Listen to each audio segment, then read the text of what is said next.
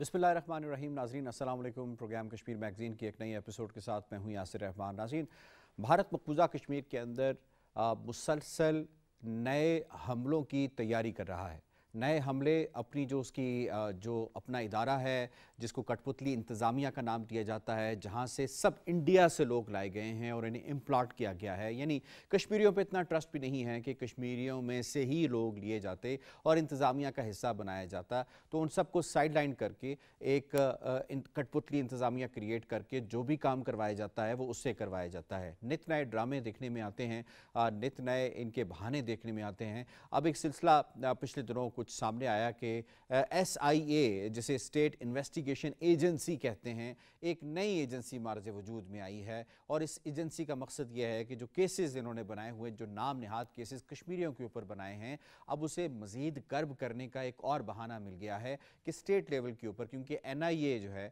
वो दिल्ली से आया करती थी और आके इन्वेस्टिगेशंस करती थी, उसमें वक्त लग जाया करता था और जो कश्मीरी हैं उनकी सांसें उस वक्त तक बाहर रहती थी। अब इनको एक ऐसी एजेंसी चाहिए जो कश्मीर के अंदर मुकीम हो और कश्मीरियों को जल्द अज जल्द जो है वो कर्ब करे। उसके लिए नोटिफिकेशन उन्होंने जारी कर दिया है। जनाब, यहाँ सवाल ये पैदा होता है कि SIA इन्होंने बना दी, लेकिन उससे पहले जितनी एजेंसीज बनाई हैं उनका क्या हुआ? इसका मतलब ये है कि जितनी एजेंसीज वहाँ पे मकबूजा कश्मीर में तकरीबन 12 मिलियन लोगों के ऊपर, वादी में बिलखुसूस 8 मिलियन और बाकी जो है जम्मू के अंदर काम कर रही थी, वो सारी की सारी फेल हो गई हैं, जिसकी वजह से उन्हें नई एजेंसी बनाने की ज़रूरत महसूस हुई। कुछ एजेंसी जो काम कर रही हैं ऑलरेडी, वो NIA एजेंसी काम कर रही है मकबूजा कश्मीर के अंदर, BSF की जो इंटेलिजेंस एजेंसी है वो काम कर रही है, CRPF की एजेंसी काम कर रही है, कश्मीर पुलिस की एजेंसी काम कर रही है जिसमें CID है, CIK है, वो काम कर रही है, रॉ काम कर रही है, CBI काम कर रही है और अब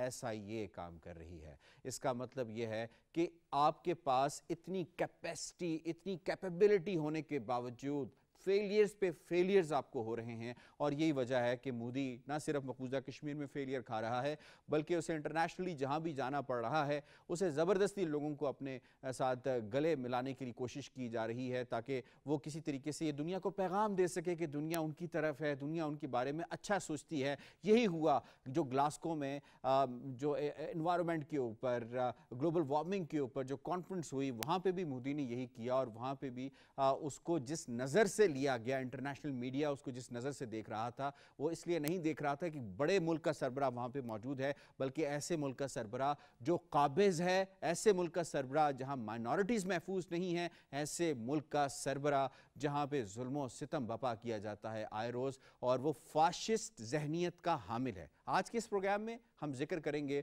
कि जो SIA बनाई गई है, जिसको गुपकार अलायंस, जो उनका अपना आप समझें कि जो हिंदू माइंडसेट की जो जमातें थी मकबूजा कश्मीर के अंदर, गुपकार अलायंस, उन्होंने भी, जो 5 जमातें हैं, उन्होंने भी इसको रिजेक्ट किया है और उन्होंने कहा है कि ये कश्मीरियों को कर्ब करने के लिए एक काविश है। इसके लिए आज बात करने के लिए आज हमें स्टूडियोज़ में ज्वाइन किया है AVM रिटायर्ड एजाज मलिक साहब ने। बहुत बहुत शुक्रिया आपका AVM साहब, आपने में वक्त दिया। महमूद अहमद सागर साहब, सीनियर हुर्रियत रहनुमा है, आपका बहुत बहुत शुक्रिया।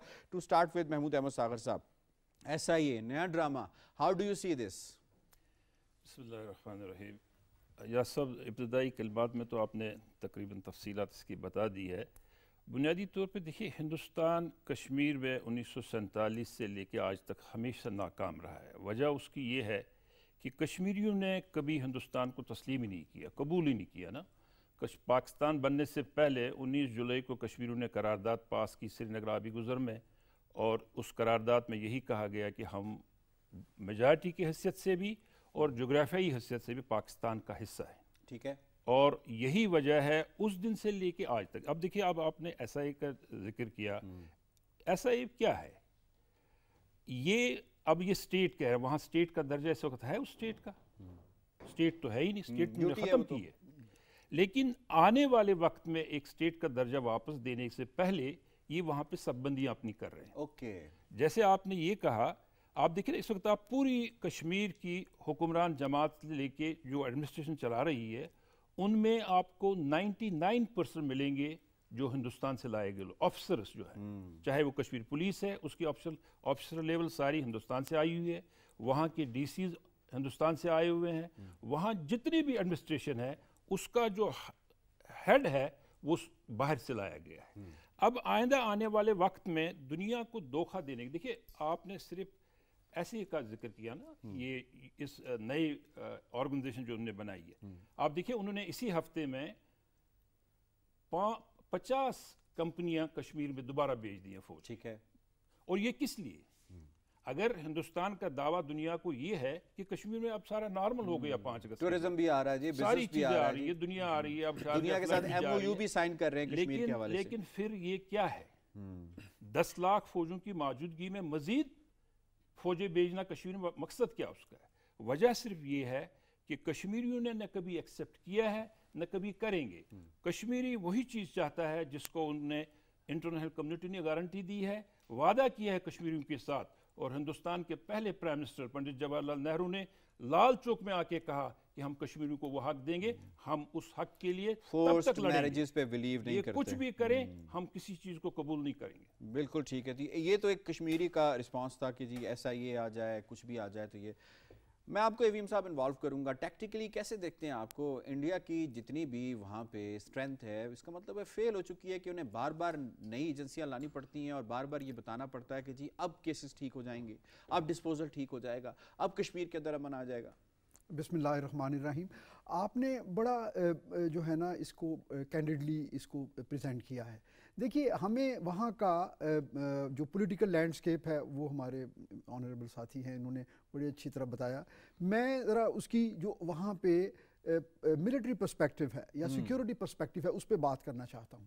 دیکھیے آلریڈی وہاں پر اگر آپ ایک جو ڈیموگرافکلی جو وہاں مسلم میجورٹی ہے اس کے اوپر ریاست میں آپ دیکھیں کہ تقریباً 8 سے 9 افراد پہ، نہتے افراد پہ ایک مسلح فوجی جو ہے وہ مسلط ہے. پچھلی کئی دہائیوں سے ان کی تعداد بڑھتی جا رہی ہے. بی ایس ایف ہے.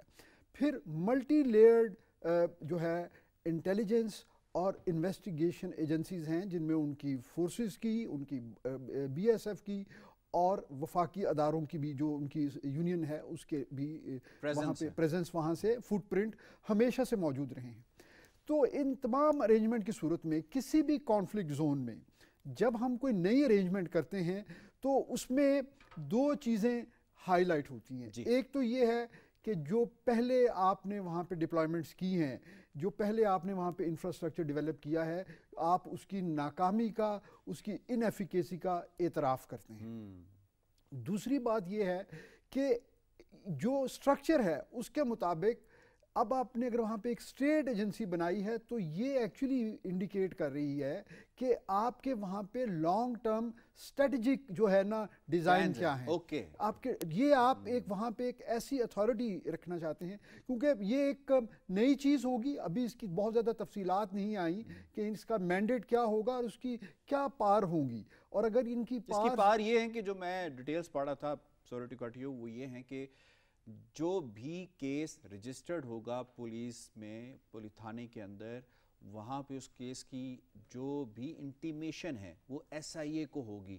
ایس آئی اے میں جو ڈی جی پی ہے، جو اس کا جو سربراہ بنایا گیا ہے، وہ سی آئی ڈی کا ڈائریکٹر اس کو بنایا گیا ہے، وہ یہ فیصلہ کرے گا کہ یہ کیس ایس آئی اے کے انڈر آتا ہے یا کسی اور ایجنسی کو دینا ہے، اس کو دیا جائے گا. تو بیسکلی انہوں نے ایک فوکل پوائنٹ اور سینٹر ایک ایجنسی جو ہے وہ قائم کرنے کی کوشش کی ہے. اب تک تو یہ ڈیٹیل سامنے جی. تو اس سے یہ ظاہر ہوتا ہے نا جی کہ جو وہاں کے قانون کے مطابق جو ایجنسیز آلریڈی کام کر رہی تھیں اس کے کاؤنٹر میں وہاں کے جو مقامی آبادی ہے ان کو شعور تھا کہ اس کو ہم نے کس طرح لیگلی کاؤنٹر کرنا ہے. اب جب ایک سپرا باڈی وہاں پہ بن جائے گی تو یہ ایک ابہام پیدا ہوگا اور وہ کوئی بھی ایسی ایکٹیویٹی یا کوئی بھی ایسا فرد جس کو وہ ایک عام قانون کے تحت انویسٹیگیٹ نہیں کر سکیں گے اس کو وہ پک کریں گے اور اس کو وہ اس میں لے جائیں گے، وہاں پہ ٹارچر کریں، وہاں پہ ان سے جو بھی ہتھ کنڈے. اور اس سے ایویم صاحب یہ بھی مطلب نکلتا ہے کہ کل آپ کو یہ بھی شوکیس کر سکتے ہیں کشمیری کو، دیکھیں جی یہ تو این آئی اے نے تو نہیں کیا، یہ تو باہر سے کوئی ایجنسی تو نہیں آئی، یہ تو اسٹیٹ کی یا یو ٹی کی اپنی ایجنسی تھی جس نے یہ کام کیا ہے اور جس نے یہ فائنڈنگز کی ہیں تاکہ لوگوں کا ایک ٹرسٹ لینے کی بھی کوشش کی جائے. دیکھیے یہ شاید ممکن نہ ہو کیونکہ انہوں نے اس سے پہلے اگر آپ کو یاد ہو وہاں پہ نئے ریڈیو چینلز انہوں نے لانچ کیے، میڈیا کیمپین کی، لیکن جس جگہ پہ جس سٹیج پہ اب یہ انڈیجنس جو ہے نا مزاحمت کی تحریک پہنچی ہوئی ہے، اس کو ان جو ہے نا یہ آئی واش ہیں، یہ ساری آپٹکس ہیں جو وہ دنیا کو اور اپنے جو ان کے کچھ معتدل لوگ ہیں اگر کچھ بچے ہوئے ہیں تو ان کی سیٹسفیکشن کے لیے یہ اقدامات کر رہے ہیں. ادروائز اس کا مقامی آبادی کبھی بھی، کیونکہ وہ بڑے اپنے ذہن میں کلیئر ہیں. دیکھیے جی وہاں کے جو قبرستان ہیں، وہاں کے جو گھر ہیں جن کے جو ہے نا بریڈ ونرز جو ہیں وہ شہید ہوئے ہیں، وہ لوگ ان چیزوں کے ساتھ ریکنسائل نہیں کر سکتے. اس کا حل وہی ہے جو کہ پارٹیشن کے وقت اور اس کے بعد بھارت کی درخواست پر UN قرارداد کے مطابق جو حل اس وقت طے ہوا تھا، وہ جب تک ہم اس حل کی طرف کوئی پیش قدمی نہیں کرتے، کشمیری کبھی بھی اپنی پوزیشن سے پیچھے نہیں ہٹیں گے. ٹھیک ہے. محمود احمد ساغر صاحب، گپکار الائنس 5 جماعتیں یہ بھی سراپا احتجاج نظر آتی ہیں کہ جناب یہ SI اب بنا کے مزید کر کے، اس کا کوئی پولیٹیکل مقاصد بھی ہو سکتے ہیں کہ آگے الیکشنز آ رہے ہیں تو کیوں نہ ان جو بات کر رہے ہیں کہ جی آپ 35A اور 370 ہمیں واپس کر دیں، اس لیے گپکار الائنس بنا، ڈکلیریشنز بھی سامنے آئے اور یہ جو آگے بننے والی گورنمنٹ ہے اس کے اندر بھی اپنی پوزیشننگ ری پوزیشننگ کر رہے ہیں، کیوں نہ ان کو بھی کرب کیا جائے اس طرح کی ایجنسی لا کے؟ دیکھیے بنیادی طور پہ جہاں تک گپکار الائنس کا تعلق ہے، یہ ہمیں ذہن میں ضرور رکھنا چاہیے کہ وہ ہندوستانی جماعتیں ہیں اور شاید یہ بھی ہندوستان کی ایجنسیز کا ایک مسئلہ ہے کہ وہ ان کو سپیس بھی دینا چاہتے ہیں ایشوز کے حوالے سے. اب یہ جو میں آپ کو بتاؤں، پبلک سیفٹی ایکٹ جو سب سے بڑا بلیک لا کشمیر کے حوالے سے تھا، پبلک سیفٹی فاروق عبداللہ نے لایا، شیخ عبداللہ کے زمانے سے شروع ہوا اس کے بعد. اسی طرح سے مفتی محمد سعید کے دور میں جو کچھ ہوا. لیکن چلیں یہ اچھی بات ہے، ان کو آج سمجھ آ گئی اس بات کی کہ ہندوستان کیا کرنا چاہتا ہے، لیکن وہ بھی تو اپنے ذاتی مقاصد کے لیے کر رہے ہیں. لیکن یہ بنیادی طور پہ ہمیں ذہن میں رکھنا چاہیے وہ جو کچھ بھی کر رہے ہیں وہ ود ان انڈین کانسٹیٹیوشن کرنا چاہتے ہیں. کشمیریوں کے لیے نہیں کر رہے، کشمیریوں کے لیے نہیں، ان کی ذاتی پولیٹیکل ضروریات ہوگی، ان کے معاملات ہوں گے. لیکن ایک چیز ضروری ہے جس کا نام خاص کر جو اس کا سپوکس مین ہے یوسف تارگامی صاحب، جن کا تعلق کمیونسٹ پارٹی آف انڈیا سے ہے، تارگامی جو ہے تارگامی صاحب، ٹھیک، ان کو ایک چیز کی ہم گزارش کریں گے، وہ یہ کہ ضرور وہ ہندوستان کی بات کرے لیکن محبوبہ مفتی کی طرح بات کرے نا. محبوبہ مفتی بھی ہندوستانی جماعت ایک ہے، لیکن محبوبہ مفتی جس طرح سے کلیئرٹی کے ساتھ بات کر رہی ہے، ڈائلاگ کرو، بات چیت کرو، کیونکہ وہ سمجھتی ہے اس بات کو اور ان کو ہندوستان میں پاکستان کی خالہ خالہ کے پکارتے ہیں لوگ سارے. تین فریق ہیں اس مسئلے کے. ٹھیک، نیشنل کانفرنس کو بھی اس پالیسی پہ آنا چاہیے اور باقی پارٹی. نیشنل کانفرنس تو بڑے دھبے لفظوں میں بات کرتی ہے، کبھی فاروق عبداللہ بات کر لیتے ہیں، کبھی عمر عبداللہ بات کر لیتے ہیں، لیکن ان میں وہ کلیئرٹی نہیں ہے جو ہو جائے. ابھی بھی وہ میرا خیال ہے they are after the seat, CM کی سیٹ کے پیچھے ہیں وہ. محمود احمد ساغر صاحب، ضیاء مصطفیٰ کا کیا قصور تھا؟ ضیاء مصطفیٰ تو غلطی سے وہ چلا گیا، اس کو پریزن میں ڈالا گیا اور بعد میں اس کا فیک انکاؤنٹر کر دیا گیا. What did want to prove؟ دیکھیے اصل میں یہ ایک معاملہ نہیں ہے نا، ایسے بہت معاملات ہیں. اس وقت جو کشمیر وادی جموں کشمیر میں جو صورتحال ہے وہ سارے فیک انکاؤنٹرز ہیں. آپ دیکھیں، آپ جیلوں میں نظر، آپ کو معلوم ہونا چاہیے کہ کہیں آپ کو یہ نہیں ملے گا کہ جی وہاں پہ آمنے سامنے دو بدو کوئی فائٹ ہوئی اور جس میں کوئی ان کا بھی شہید ہوا اور ان کو بھی وہ بھی مر گئے. لیکن حقیقتاً یہ انکاؤنٹرز کا جہاں تک معاملہ ہے یہ 1990 سے شروع ہوا ہے، آج بھی جاری ہے. ہندوستان 10 لاکھ فوج کی موجودگی میں کشمیر میں ناکام ہو چکا. آپ نہیں دیکھتے ہیں کہ ہندوستان کی فوج میں کتنا ریشو بڑھ چکا ہے خودکشیوں کا؟ وجہ کیا ہے اس کا؟ اتنے ویسے نہیں مرتے جتنے خودکشیوں سے وہ مرتے ہیں، کیونکہ ان کو چھٹی نہیں مل رہی ہے. کشمیریوں نے ہندوستان کے فوجی کو، اور یہ بات ہندوستان کے فوج سے آئی یہ آواز کہ کشمیر کا مسئلہ سیاسی طور پہ حل کرنا پڑے گا، اس کا کوئی فوجی حل نہیں ہے. اور یہی وجہ ہے اس وقت بھی کشمیری اس بات، دیکھیے میں نے شاید آپ کے ہی پروگرام میں پہلے بھی یہ بات کہی ہے، کشمیری نے تقریباً 40 سال پولیٹیکل جدوجہد کی. ہم 1947 سے 1990 تک پیورلی پولیٹیکل جدوجہد. میں 12 سال جیل وہاں رہ چکا ہوں. 12 سال ہم نے ہندوستان کی میں جبل پور جیل میں تھا، ستنا جیل میں تھا، اسٹیٹ کی جیلوں میں ہم رہے. شبیر احمد شاہ اس وقت 36 سال سے جیل میں ہے. قاسم فقتو صاحب 25 سال، یاسین ملک صاحب، آسیہ اندرابی صاحبہ، ہم نے سب نے پہلے پولیٹیکل جدوجہد کی. لیکن ہندوستان کی ہٹ درمی نے کشمیری نوجوان کو بندوق اٹھانے پہ مجبور کیا اور کشمیری نے اقوام متحدہ کے چارٹر کے مطابق بندوق اٹھایا، اور وہ تب تک ہندوستان کے خلاف ہر محاذ پہ لڑے گا جب تک ہندوستان سے اپنی اس حق کو حاصل نہیں کرے گا جو اس سے دنیا نے کمٹمنٹ کی ہے۔ ایم اعجاز ملک صاحب، آپ نے اسٹریٹجک انٹرسٹ کی بات کی تھی، اور اس طرح کا جب جو کوئی کام کیا جاتا ہے، اب انڈیا آگے کیا دیکھ رہا ہے؟ اس کو آگے کیا لگ رہا ہے کہ انہوں نے اس کی اسٹیٹ ہوڈ بھی ختم کر دی، 370 کو بھی ختم کر دیا، اور جس بھونڈے انداز سے کیا وہ بھی سب کے سامنے، کوئی اسمبلی نہیں تھی وہاں پہ، اپنا بندہ امپلانٹ کیا، اس سے جو ہے ریکمنڈیشن لی، پھر اس کو اسمبلی میں لے کر آئے، تعداد ان کی زیادہ تھی، اس کو ختم کر دیا۔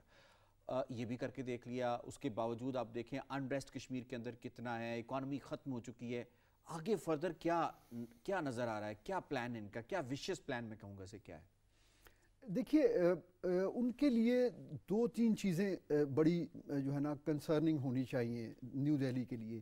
ایک تو یہ ہے کہ وہ کشمیر کے مسئلے کو پاکستان بھارت کا مسئلہ بنا کے پیش کرتے رہے، پھر اس کو انہوں نے جو ہے نا دہشت گردی کے ساتھ انہوں نے اس کو اٹیچ کرنے کی کوشش کی، کیونکہ 9/11 کے بعد ایک انٹرنیشنل کلائمیٹ ایسا بن گیا تھا جس میں اس چیز کی بڑی ایکسیپٹیبلٹی تھی، اور خاص طور پہ مسلمانوں کے حوالے سے گلوبلی اس کے اوپر ایک بڑی ایکسیپٹیبلٹی آ گئی، تو انہوں نے اس چیز کو کیپٹلائز کیا۔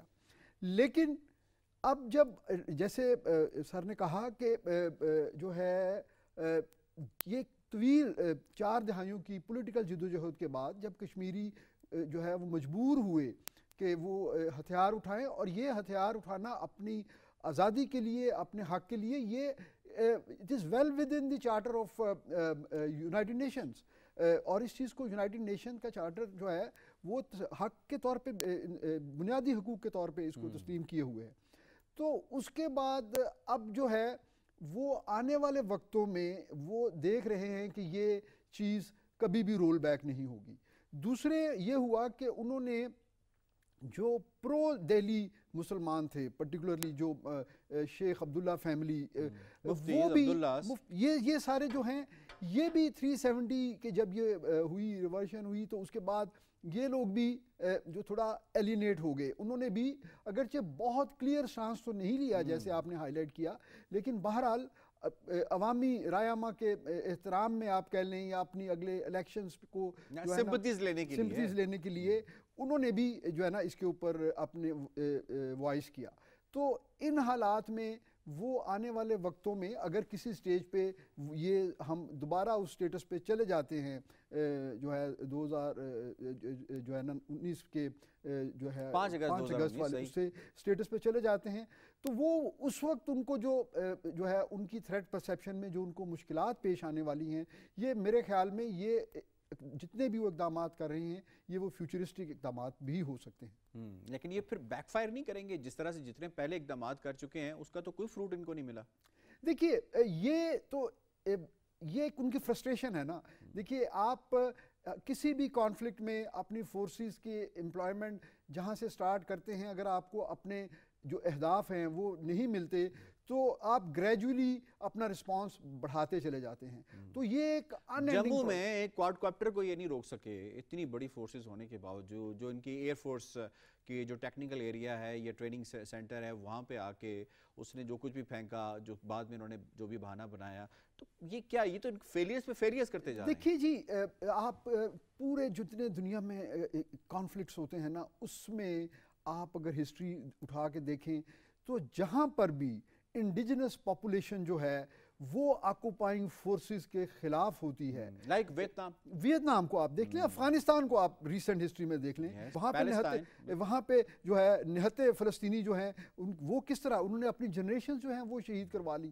تو یہ اس چیز کو نہیں روکا جا سکتا۔ آپ جو ڈیفائنڈ بارڈرز ہوتے ہیں وہاں پہ تو فورس پروجیکشن اور فورس اپلیکیشن سے آپ کوئی ایک اپنے لیے فتح یا ایک فیس سیونگ اچیو کر سکتے ہیں انڈیجنس پاپولیشن کے خلاف، کیونکہ دیکھیے انڈیجنس پاپولیشن جو ہے یہ گوریلا وارفیئر کی طرح آپریٹ کرتی ہے۔ گاٹ اٹ، بالکل ٹھیک ہے۔ اب میں محمود احمد شاکر صاحب، آپ کو مودی نے ابھی وزٹ کیا انٹرنیشنلی یو کے اندر، اسکاٹ لینڈ میں، گلاسکو کے اندر، اور بڑا اس نے دنیا کو یہ پیغام دینے کی کوشش کی کہ میں ہاؤڈی مودی ہوں، وہی والا جو اس نے امریکہ میں دینے کی کوشش کی تھی، بٹ ریسیپشن وہ نہیں ملی اسے۔ ورلڈ لیڈرز کو پکڑ کے گلے لگانا پڑا. اس سے کیا میسج جاتا ہے کہ دنیا ایٹ لیسٹ اتنا تو سمجھتی ہے ٹھیک ہے اکنامک انٹرسٹ ہیں, امریکہ کے بھی ہیں, ویسٹ کے بھی ہیں, لیکن ہیومن رائٹس کی جہاں بات آتی ہے تو انہیں کچھ نہ کچھ تو اپنی پوزیشننگ چینج کرنی پڑے گی دنیا کو. جی دیکھیے, کشمیر کے بارے میں تو دنیا نے آنکھ بند رکھی ہے, لیکن ہندوستان میں جو کچھ آج کل ہو رہا ہے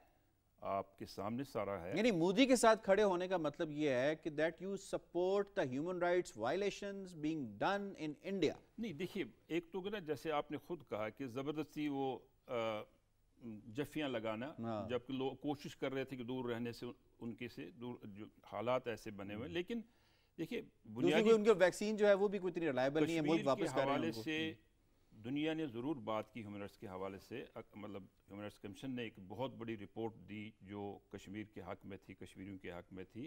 لیکن چونکہ تجارت کا جہاں تک تعلق ہے اس حوالے سے ہندوستان ایک بہت بڑی منڈی ہے جس کے پوری دنیا بدقسمتی سے اس وقت سارا پیٹ سے ہی سوچتی ہے. ڈونٹ یو تھنک یہ ریٹورک اب بہت زیادہ, یہ اس ریٹورک کے اوپر دنیا اب تذبذب کا شکار ہے کہ بھائی ایک طرف ہم اسے منڈی گردان رہے ہیں, اب دوسری طرف یہ کر کیا رہا ہے. خاموشی توڑ دی گئی ہے نا, اب تو کہا جا رہا ہے. اور کشمیر کے ساتھ ساتھ جو ہندوستان میں اس وقت صورتحال بنی ہوئی ہے, دنیا یہ اب کسانوں کا معاملہ دیکھے, اب پچھلے مہینے سے مسلمانوں سے کا معاملہ, کسانوں کا معاملہ, جو پچھلے مہینے میں تریپورہ میں مسلمانوں کے ساتھ کیا گیا ہے, یہ اس چیز سے زیادہ دیر یہ چھپ نہیں سکتے اس کے پیچھے.